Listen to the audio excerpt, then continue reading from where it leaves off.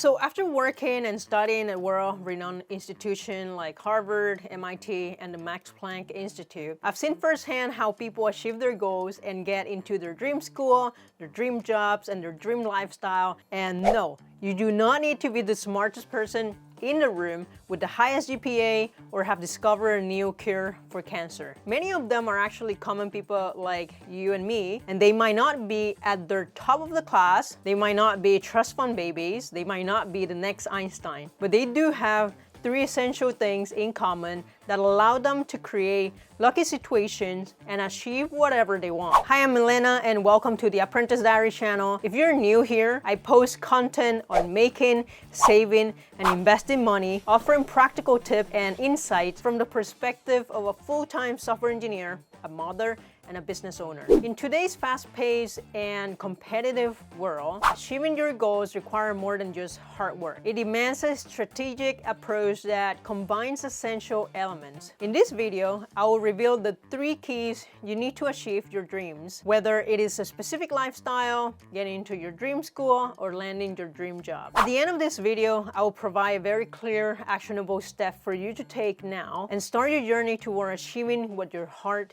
desires. So now let's jump in. The first key to achieving success is skills. Very simple. Having the right skill is absolutely crucial in any field or endeavor. Your skill set is essentially your toolbox for success, enabling you to tackle challenges and seize opportunities effectively. So continuously enhancing your skill not only makes you more competent, but also more adaptable in an ever-changing world. Developing skill goes beyond a formal education. It involves embracing lifelong learning through various mediums like online courses, workshops, books, and podcasts. Gaining hands-on experience through projects and internship could also work. Adapting to new technologies and industry trends is also important, and also cultivating both the hard technical and soft interpersonal skills is important as well. So for example, I started 3 businesses in the past 2 years from scratch. I discovered each one of this through YouTube videos, Instagram Reels, or podcast episodes. Then I went back and researched more about each one of them and joined free communities to get started. I dive into each one of this by reading and watching an example of what other people did. And when I was stuck, I basically found a more experienced person in that business, and I hired them as mentor and paid them for exclusive access to their community, and also bought courses to advance to the next level. This is how I built my Amazon reselling business from 0 to 200K a year in revenue within the first year of operation. Now, I believe that nothing can stop us from learning new skill except yourself. It is more of a mindset game. I have friends and family who see how much I make every month and they still hesitate to start themselves because they always have an excuse. I don't have enough time, I'm not smart enough, I don't have the capital, I'm not in the United States. Every single one of this can be resolved with the right mindset and a willingness to learn and adapt. I personally know people from Venezuela, Honduras, and other countries who are literally selling on the Amazon US platform from the comfort of their home, making $10,000 net profit a month. That's more than I do. They're living like kings in their own countries where the minimum salary is less than $600 a month. They're making more than 10 times that. So if you're struggling to get started, first try to change your mindset. That's the most important thing, and then start. So before I continue, please do me a favor and hit the like and subscribe button if you haven't yet. That would show your support for this small channel. I will greatly appreciate it. Now, the second key is network. Who you know can open doors that would otherwise remain closed. Sometimes it doesn't matter if you're the smartest person able to solve a problem or the most skilled person in a specific area. If nobody knows about it, new opportunities just won't come as easily. Building a strong network means connecting with people who can offer guidance, support, and opportunities. I suggest you attend events, join groups, and never underestimate the power of a personal connection. Networking is not just about exchanging business cards or adding contacts on social media. It is about forming a genuine relationship that are mutually beneficial. This connection can provide insights into industry trends, introduce you to a potential mentors, and also help you find a new job opportunity, which have helped me immensely. A strong connection can also serve as a sounding board for your ideas and offering valuable feedback and perspective that you might not have thought of.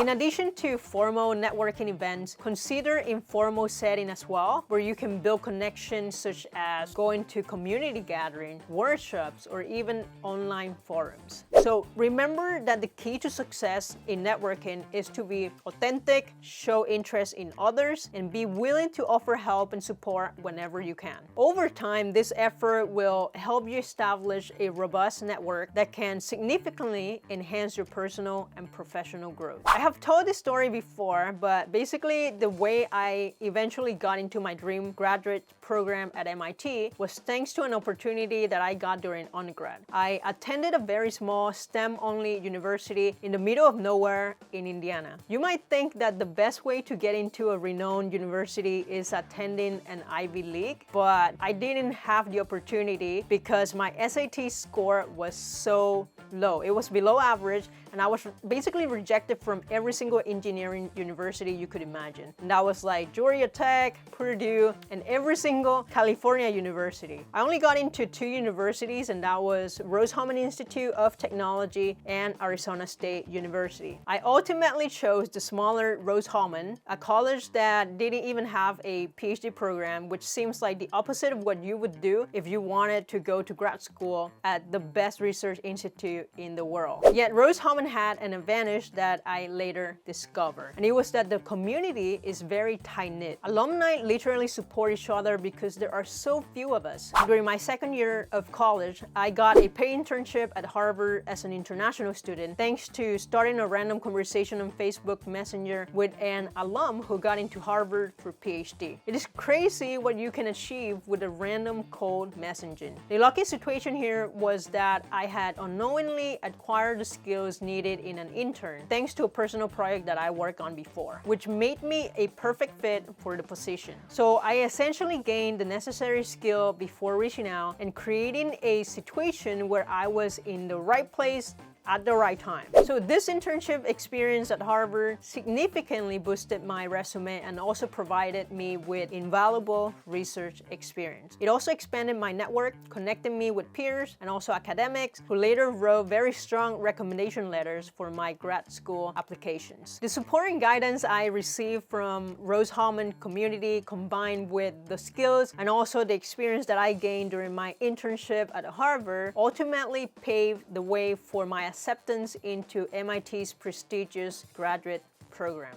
Now, the third key is basically capital. Financial resources are often necessary to turn any idea into a reality. This doesn't mean that you yourself have to have money or your parents. It can also mean that knowing how to secure funding and manage finances and also making smart investment can help you as well. So students who often get into their dream schools make it very easy for the school to accept them, because once you have the skill set, you can apply for scholarship. On the other hand, entrepreneurs who secure funding for their businesses often convince venture capitalists to basically invest in their idea or get loans and credit cards from banks to kickstart their businesses. They do what they need to do. So while I was in high school, I applied for a government scholarship that basically paid for a full ride, a 4-year university degree here in the United States, which was worth basically $250,000. I was not the smartest kid in my class, not even in the top 10 of like 200 to 300 students. Yet I was the only one in my school who actually went and acquired all the documents required and submitted them. That's how I got the scholarship even without government connections. Now I keep doing the same thing. While building my businesses, I leverage credit cards offers like 0% interest on purchases over 12 months. Essentially a loan that does not charge you an interest for a year as long as you pay your final balance by the end of the promotional offer. Now I know business owners who took advantage of the small business loan offered by the US government during COVID. Many businesses actually obtain a $250K loan at a fixed 3% rate for 30 years, which is basically free money if you take into account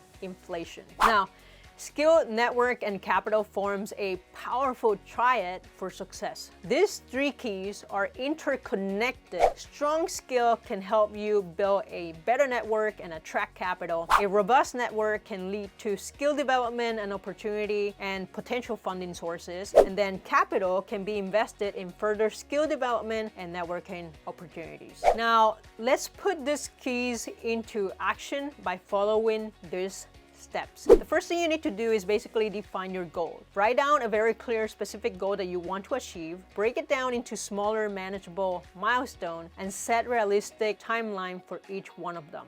Now that you have a clear idea of what you want to do, you want to acquire knowledge and skill. Identify the top 3 to 5 skills crucial for your goal. You can research online courses, workshop, or mentorship program, and then dedicate specific time each week for skill development. Apply your new skill through personal projects or volunteer work. Now, the third thing you want to do is to network. You want to join professional society or online community related to what you want to achieve. Attend one networking event or a webinar per month and reach out to a new person in the field each week for an informal chat. You can offer help or share valuable information with your contacts regularly. The fourth thing you want to do is capital acquisition, and that's create a detailed budget to understand your financial needs. You can research grants or startup funding opportunity relevant to your goal. You can also explore creative funding and also partnering with others as well. Improve your financial literacy through books, courses, or podcasts. That's how I learned about all the different tax write-ups. Remember that success is a journey and not a destination. By consistently working on these 3 areas, the skills, network, and capital, you will be well equipped to tackle challenges and seize opportunity and achieve your goals. Now, you gotta stay persistent, remain adaptable, and never stop